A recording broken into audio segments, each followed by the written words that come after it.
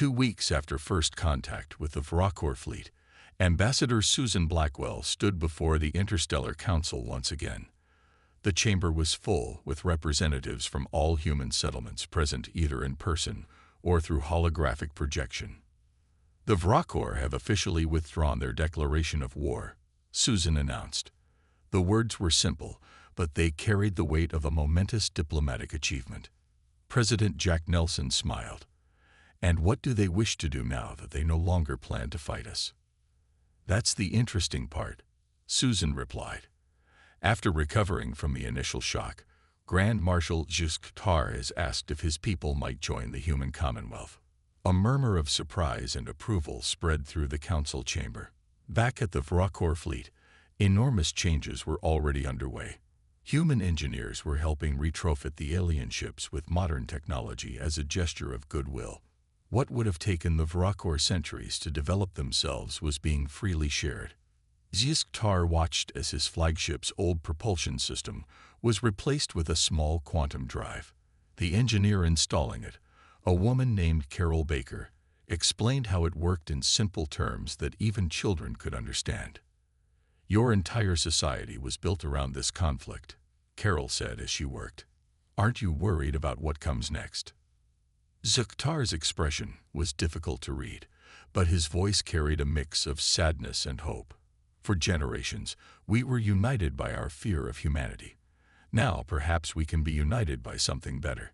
Across the fleet, young Vrokor eagerly embraced the opportunity to learn from humans.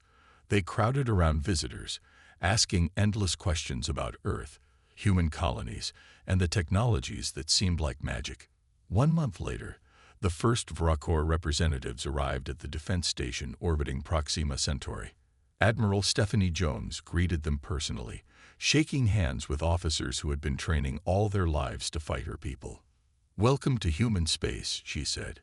"We have much to learn from each other." Young Vrokor officer Luxen, who had been assigned as a liaison to the human defense forces, looked out at the stars. "Our history books taught us that humans were dangerous because they advanced too quickly. I never understood until now what that truly meant." Stephanie smiled. "The speed of our progress surprised us too. Sometimes, perhaps your people can help us remember to pause and reflect more often." On Earth, President Nelson addressed the Interstellar Council about the successful diplomatic resolution. The meeting was broadcast to trillions of humans across thousands of worlds. 3,000 years ago, a misunderstanding led to separation, Nelson said. Today, understanding has led to reunion. The Vrokor will bring new perspectives to our Commonwealth and perhaps remind us of parts of our history we have forgotten. In universities across human space, the original dispute from 3,000 years ago became a case study in perspective and patience. Students debated whether the Vrokor dissidents had been right to fear humanity's rapid advancement and what might have happened if humans had developed differently. 6 months after the Near War, Susan Blackwell invited Grand Marshal Jusk-Tar to visit Earth. They stood together on a hillside overlooking the rebuilt city of New York, watching the sunset paint the sky in shades of orange and purple. "My ancestors believed you would destroy yourselves with your ambition," Jusk-Tar said quietly. "They thought your emotions made you dangerous." Susan nodded. They weren't entirely wrong. We came close to destruction many times, but we learned, we adapted, and we grew beyond our limitations. "And now you laugh at the idea of war," Jusk-Tar observed. "Not at war itself," Susan corrected him. "That will always be tragic. We laughed at the irony that you spent 3,000 years preparing to fight an enemy that no longer existed in the form you expected." As darkness fell, lights came on across the ancient city, a reminder of humanity's enduring presence on their original world. "What happens in another 3,000 years?" Jusk-Tar asked. Susan smiled.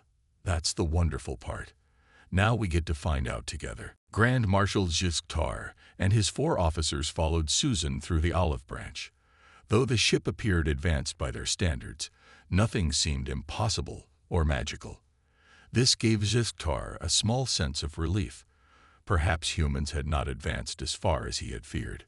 "This is your most advanced vessel?" he asked, trying to sound unimpressed. Susan smiled. "No, this ship was designed specifically to meet with you. We wanted you to feel comfortable." Science liaison Nancy Harris joined the tour. She was short with curly red hair and eyes that had been modified to see a wider light spectrum than original humans. "Would you like to see how we actually travel between stars now?" Nancy asked. Before Zizagtar could answer, she waved her hand. A section of the wall became transparent, revealing a small device about the size of a fist, glowing with soft blue light. "This is a quantum fold generator," Nancy explained. "It doesn't move the ship through space. It folds space itself, connecting two distant points temporarily." Crevel, the second in command, stepped forward. "Impossible. The energy requirements would be—" Nancy touched another panel. It slid open to show a crystal the size of a grape. "This contains enough energy to power your entire fleet for a century." The aliens fell silent.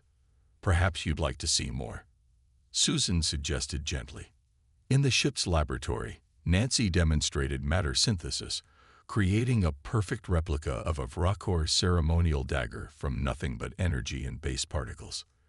"We don't mine metals anymore," she explained. "We create whatever materials we need." In the medical bay, they watched as the ship's doctor, Ben Miller, showed how humans had conquered disease, aging, and even death in its traditional sense. "The oldest human alive today is over 900 years old," Ben told them. "Most of us choose to live between 2 and 5 centuries before deciding to move on." Crevel's hand instinctively moved to the weapon he wasn't carrying. Move on to what? Some choose to upload their consciousness to the shared memory space. Others prefer to be reborn in a new body. Some simply choose to end, believing their time has been well spent. Zuktar's blue skin had paled to almost white. The revelation after revelation was overwhelming him. The most devastating demonstration came in the ship's tactical room. Susan had debated whether to show this at all, but decided the truth was necessary. "This is a real-time map of your fleet," she said, pointing to a display showing all 10,000 Vrakor ships. "And this." She touched the display, and it zoomed out to show a vast web of tiny lights surrounding the fleet in all directions. "This is the defense grid, a network of quantum-linked sensors and gravity manipulators. It detected your fleet 5 years ago, when you first entered this sector of space." Officer Trebok, the Vrakor weapons specialist, stared at the display. "What does it do?" Nancy answered simply. "Anything we needed to. It could have redirected your fleet back to your homeworld at any time, or move your ships 10,000 light years in any direction, or simply shut down your engines. Why didn't you?" Zuktar asked, his voice barely a whisper. "Because we don't think of you as enemies," Susan replied. "We see you as lost relatives, finally returned." The final stop was a cultural center where Howard Wilson, a historian specializing in first contact, showed them how humanity had preserved and honored the memory of the original Xerixian contact. "We have museums dedicated to that first meeting," Howard explained. "Children learn about it in school. The original peace treaty is one of our most treasured historical documents." He showed them images of the Xerixian embassy on Earth, still maintained after 3 millennia as a historical site, and recordings of the departure of Vortek and his followers, preserved perfectly across time. Zuktar sank into a chair, his legs no longer able to support him. For 3,000 years, his people had prepared for this confrontation. They had built weapons, trained warriors, sacrificed comfort and advancement, all to fight an enemy that had long ago moved beyond anything they could comprehend. "What happens now?" he asked, looking up at Susan with eyes that suddenly seemed very tired. "That," she replied kindly, "is entirely up to you." The olive branch appeared at the edge of the Vrakor fleet after its final quantum jump. From the command center, Susan Blackwell got her first look at the alien armada. 10,000 ships spread across space like stars, their engines glowing blue against the blackness. For a moment, even she felt impressed by their show of force. They've dedicated their entire civilization to this moment, she said quietly. Grand Marshal Tar was in the middle of a war council when alarms sounded throughout his flagship. A human vessel had somehow appeared near their fleet, despite their long-range sensors detecting nothing minutes before. Impossible, he said, his blue skin darkening with emotion. They cannot have such technology. His second-in-command, Sub-Marshal Creval, studied the readings. It is just one ship, sir, and it appears to be unarmed. Tar stood 7 feet tall, with ridge-like features and 4 long fingers on each hand. He wore the ceremonial armor his ancestors had designed specifically for the war against humanity. One ship? He asked in disbelief. Is this an insult? Where is their battle fleet? On the Olive Branch, Communications Officer Daniel Green prepared to send their message. He was a quiet man who spoke 7 ancient human languages and had studied the original Xerixian dialect from first contact records. I'm broadcasting on all frequencies they might monitor, Daniel said, using simple language patterns similar to early human Xerixian communications. Susan nodded. Tell them we come in peace, seeking face-to-face talks. The message that reached the Vrakor fleet was both audio and visual. Susan's face appeared on screens throughout the alien ships. Greetings to Grand Marshal Tar and the people of the Vrakor. I am Ambassador Susan Blackwell of the Human Commonwealth. We have received your declaration of war and have come to talk. We request a face-to-face meeting between our leaders. Tar watched the message 3 times. Something was wrong. The humans should be afraid or at least preparing for battle. Instead, they sent a single ship with an offer to talk. It must be a trick, Creval suggested. Perhaps they plan to destroy our fleet with a hidden weapon. But deep scans of the Olive Branch showed no weapons, no unusual energy readings, nothing that posed any obvious threat. I will meet with them, Tar decided. Prepare my shuttle and a security team. The meeting took place in a large room aboard the Olive Branch. Susan had it designed to look impressive but not overwhelming. The walls displayed images of Earth and human colony worlds, while soft music played in the background. Security Officer Peter White established protocols for the historic meeting. We'll meet in the central chamber. No weapons on either side. Maximum of 5 representatives each. When the alien delegation arrived, Susan was struck by how closely they resembled the images from history books. In 3,000 years, the Vrakor had changed very little physically. The same could not be said for humans. Tar stared at the crew members who greeted him. Some appeared mostly normal, but others showed subtle adaptations for life in space or on different worlds. One crew member had slightly blue-tinted skin designed for high UV environments. Another stood 7 feet tall with enhanced musculature, adapted for life on a high-gravity world. You have changed, Tar said, his translator converting his clicks and whistles into English. Susan smiled. Yes, we have evolved, both naturally and by our own design. Humanity today is very different from what your ancestors knew. She led them to a large table where refreshments waited. We have much to share with you. 3,000 years of history, culture, and progress. We believe you may find our story surprising. Tar sat stiffly in the offered chair. We have come to wage war, not to exchange pleasantries. Susan's smile didn't fade. I understand. But before any conflict, wouldn't you like to know what you're truly fighting against? Or perhaps, whether you need to fight at all. President Jack Nelson approved the diplomatic mission within hours of Admiral Jones submitting the proposal. The news spread quickly across human space.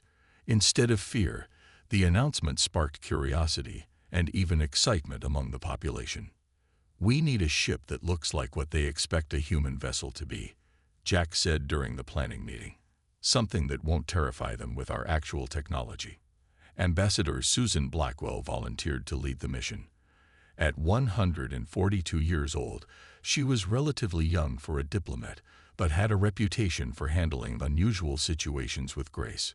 Her brown hair was cut in a short style, and her eyes showed both intelligence and kindness. "I've studied first contact history," Susan said. "I understand how to bridge vast cultural divides." Engineer Frank Miller took charge of designing the special ship. He was a tall man with a passion for historical technology. His workshop on Mars contained working replicas of devices from throughout human history. "We'll call it the Olive Branch," Frank said as he showed the design plans. "On the outside, it will look like an advanced version of early space vessels. Clean lines, visible engines, obvious command areas." Susan nodded in approval. "And on the inside? Standard quantum systems, but hidden behind panels that look like older technology. The ship will actually be controlled by AI, but will have manual controls that appear functional." The construction of the Olive Branch took just 3 weeks.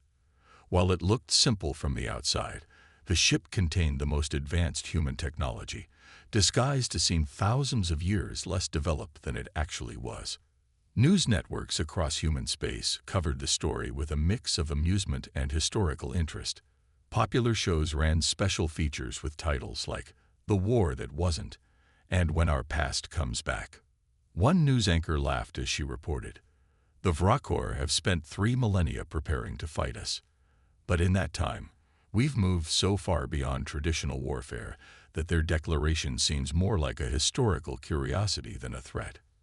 On social media platforms, jokes and memes spread. When you prepare 3,000 years for a fight, but the other guy doesn't even remember arguing with you. "Vrakor, we declare war. Humans. That's adorable. Would you like some tea?" Susan assembled a crew of 12 for the mission. Each member was chosen for their knowledge of history and their diplomatic skills.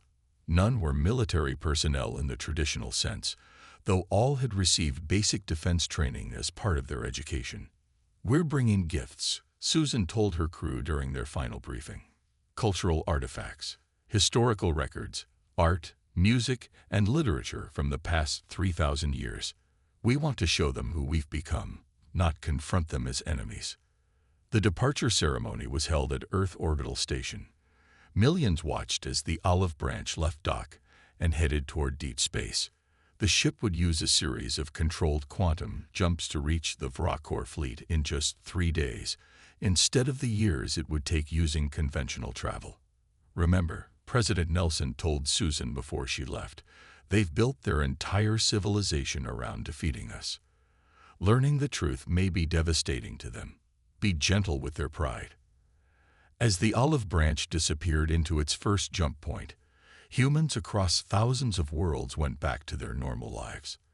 There was no panic, no preparation for war, no fear. The biggest reaction was increased enrollment in history classes as people became curious about humanity's first contact with alien life. Susan sat in her cabin aboard the Olive Branch, reading the original peace treaty from 3,000 years ago. She wondered what Alan Garcia, Earth's first diplomat to the stars, would think of this strange reunion.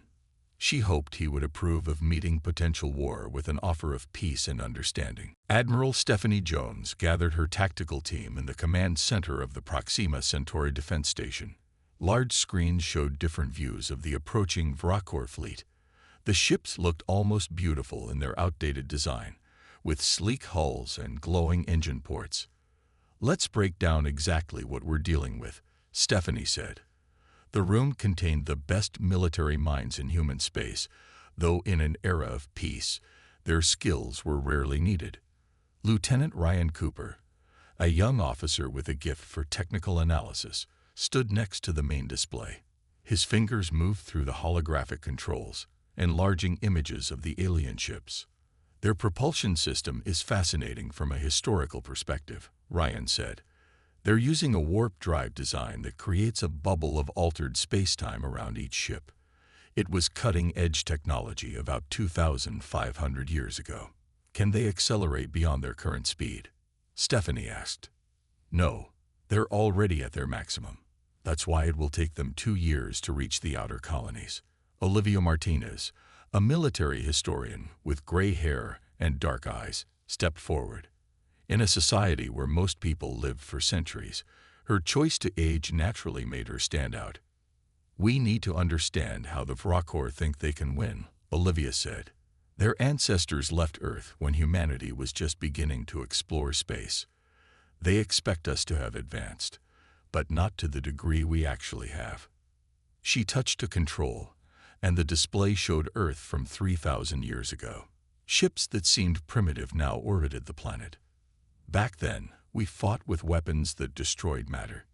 Nuclear missiles, particle beams, kinetic projectiles. Olivia shook her head. We haven't used such crude methods in over 2,000 years. Ryan nodded. Modern defense systems don't even need ships. The defense grid is an interconnected web of quantum sensors and gravity manipulators that extends throughout human space. We could detect their fleet years before they reached any human world. And if they did somehow reach a human settlement? Stephanie asked. We could simply move the planet, Ryan said with a small smile. Or more practically, redirect their ships into empty space with gravity fields. Around the table, several officers chuckled. Jason Ward, the communications specialist, had been quiet until now. The real question is how to respond to their declaration of war. Do we even acknowledge it? Ethan Davis, another communications expert with light brown hair and glasses, he didn't need but war as a fashion choice, leaned forward. I have an idea that might work better than a simple message. What if we show them instead of tell them? What do you mean? Stephanie asked. Let's send a diplomatic mission to meet their fleet, something they would recognize as human, based on their 3,000-year-old expectations. Then when we make contact, they can see firsthand how much we've changed. The room fell silent as everyone considered this approach. It would need to be a ship designed to appear less advanced than it actually is, Ryan said, warming to the idea. Something they could understand but that wouldn't frighten them with our true capabilities. And the crew? Stephanie asked. Volunteers, Ethan replied. People interested in history and diplomacy. Not a military response, but a cultural exchange. Olivia smiled. I love it. Instead of meeting their aggression with our own, we welcome them like the lost relatives they essentially are. Stephanie nodded slowly. I'll propose this to President Nelson. A mission of peace rather than preparation for a war that would never actually happen. As the meeting ended, Stephanie stayed behind, looking at the images of the Vrokor ships. She felt a strange mixture of amusement and sadness. These aliens had built their entire identity around defeating an enemy that had long ago moved beyond the very concept of warfare as they understood it.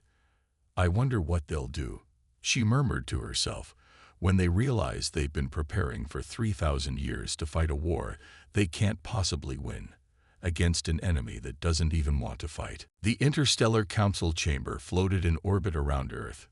The circular room had walls made of transparent material that showed the blue planet below and the stars beyond.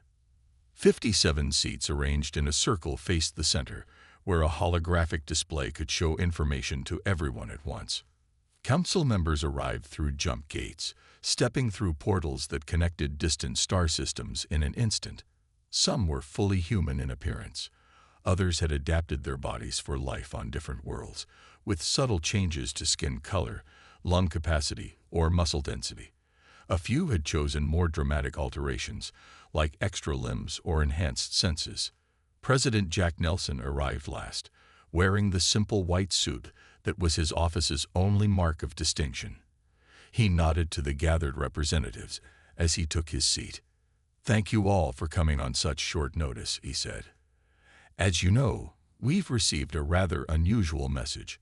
I've asked military advisor George Williams to brief us on what we know about the Vrokor. George stepped into the center of the room. He was a tall man with dark skin and a completely bald head. Unlike most military personnel in this peaceful age, he actually studied ancient warfare as more than just history. The Vrokor appear to be descendants of the Zerixian splinter group that left Earth in 2089, he explained. Based on their communication technology and propulsion systems, they've advanced somewhat over 3 millennia, but not nearly at the rate humanity has. The holographic display showed images of the approaching fleet, captured by long-range sensors. Their warships are impressive by the standards of early space travel, George continued. But they're using nuclear fusion engines and primitive warp technology that we abandoned over 2,000 years ago. They have no jump gate capability, no quantum communication, and apparently no knowledge of gravity manipulation. Chief Science Officer Kate Miller spoke next. She had chosen to live in a fully human body despite being over 300 years old, thanks to life extension technology. We believe the Vrakor have been living in isolation, developing their culture around the eventual confrontation with humanity, she said. Our historical records suggest they left because they feared how quickly humans were advancing. It seems they've spent 3,000 years preparing for a war against what they thought we would become. The room was quiet as everyone absorbed this information. Then Paul Rodriguez, the representative from the Ta City system, began to laugh. It started as a small chuckle, but grew until he had to wipe tears from his eyes. "I'm sorry," he said, trying to control himself. "But they've spent 3,000 years preparing to fight us, and they're using technology we would consider suitable for a museum." His laughter spread across the chamber. Even President Nelson smiled. "The humor of the situation isn't lost on me," Nelson said once the laughter died down. "But these beings have dedicated their entire civilization to this conflict. We should respond with wisdom, not mockery." Linda Bell, representing the Mars colonies, raised her hand. "What exactly can their weapons do? Are any human settlements at risk?" George shook his head. "Their most powerful weapons appear to be antimatter warheads and particle beams, devastating by ancient standards, but our planetary defense shields would barely register the impact. No human lives are at risk." "Then I suggest we respond with diplomacy, not defense preparations," said Counselor Olivia Harris from Alpha Centauri. "We should show them how humanity has evolved, not just technologically, but ethically." Around the room, heads nodded in agreement. "Perhaps," said President Nelson thoughtfully, "this is an opportunity to welcome the last remaining connection to our first contact back into the galactic community." While the Council discussed peaceful options, nobody suggested fear or panic.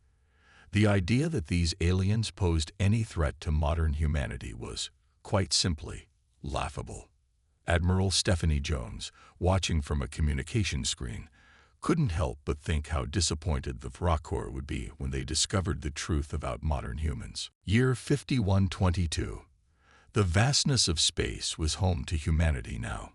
Earth remained a cherished historical site where only caretakers and tourists lived.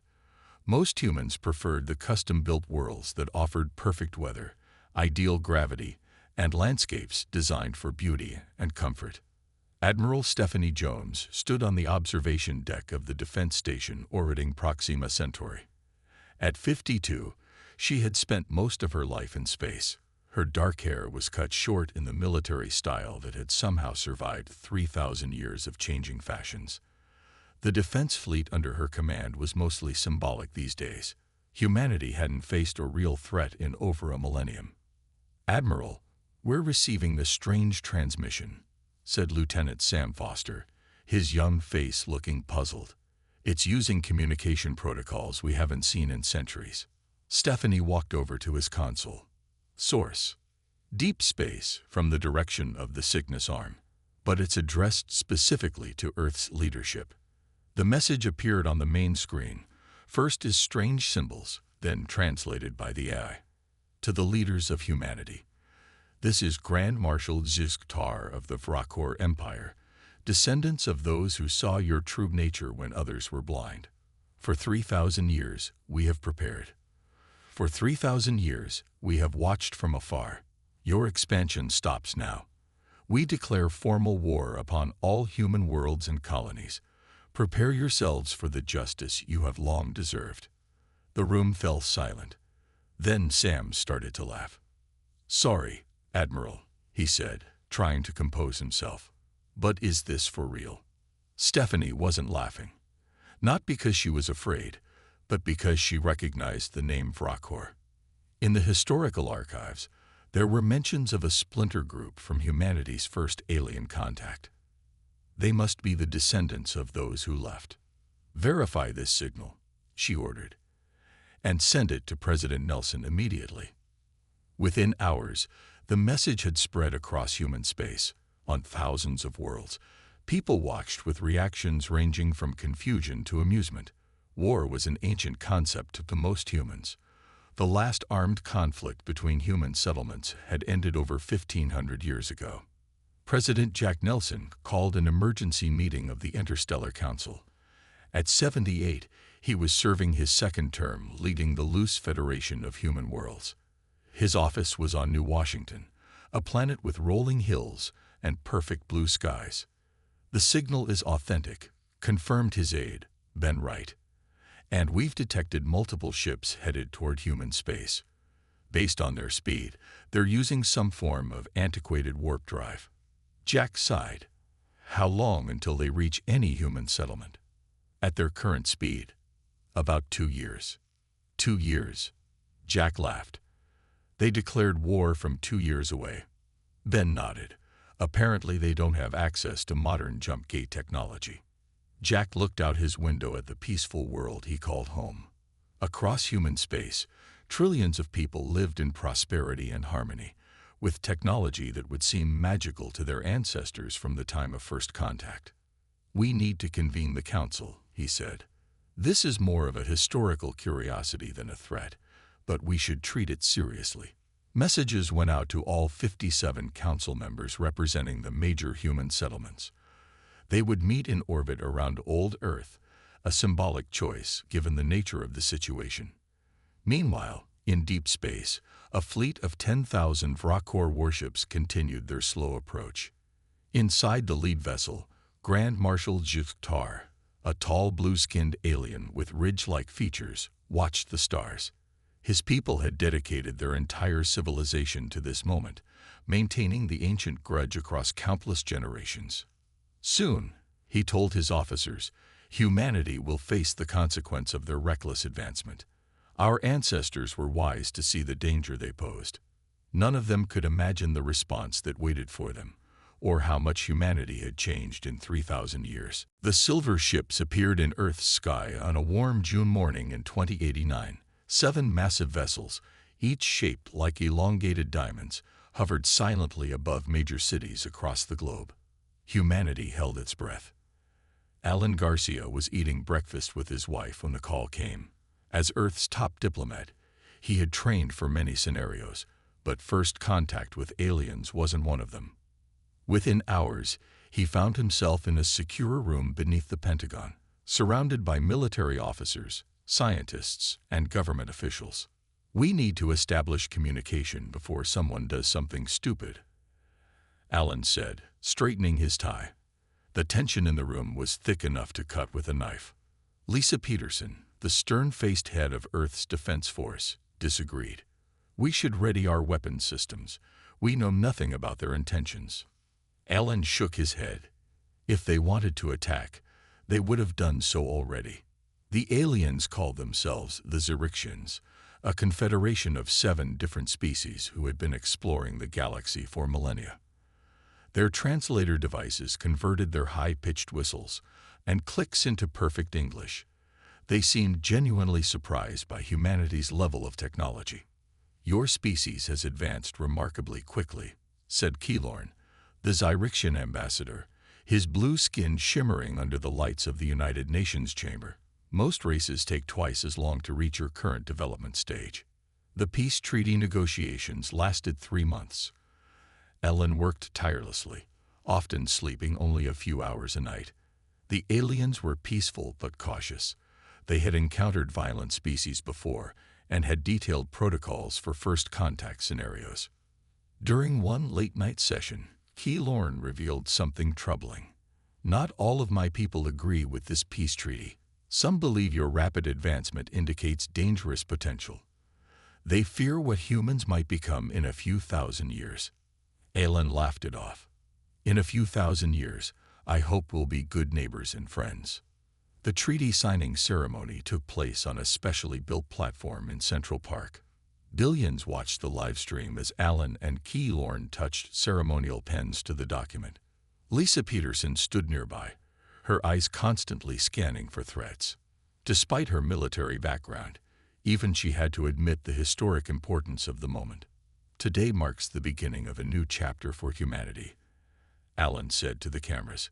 We are not alone in the universe, and now we have friends among the stars. What few noticed was the small group of Xerixians who refused to attend the ceremony. Led by Sub-Commander Vortek, they had already loaded their ships with supplies for a long journey. They are making a mistake, Vortek told his followers as they prepared to leave Earth's orbit. These humans advance too quickly. Their emotions are too unpredictable. We will return when they have proven themselves worthy of our trust, or when they must be dealt with. As their ships disappeared into the darkness of space, humanity was too busy celebrating to notice or care. The remaining Xerixians established an embassy in Geneva and began sharing knowledge about space travel, medicine, and sustainable energy. Within a decade, human ships were venturing beyond the solar system. Within a century, colonies existed on distant planets. The warnings of Vortek and his followers became a footnote in history books, then a footnote to the footnotes, and finally, forgotten entirely. Lisa Peterson, even into her old age, would sometimes look up at the stars and wonder about those who left. They'll be back someday, she told her grandchildren. And I hope we're ready when they come. She was right about their return, but wrong about the timing. It would take 3,000 years before humanity heard from the descendants of Vortek again, and by then, humanity would be very different indeed. Nobody could have predicted how different or how funny humans would find the eventual reunion.